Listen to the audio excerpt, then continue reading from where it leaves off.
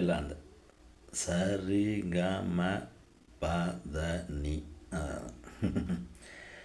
இதனால் breath in breathe out நல்லா, நுரையீரல் சுவாசலாம் நல்லா இயங்கும்.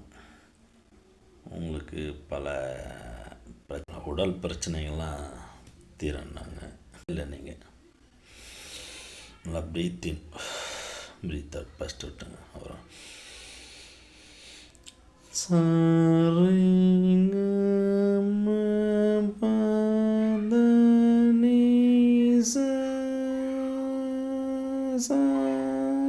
அப்படியே சரிகமாக பார்த்தா நீ மேலே எட்டாடி ரிட்டன் கீழே ஆகணும். சனி மகரி சரி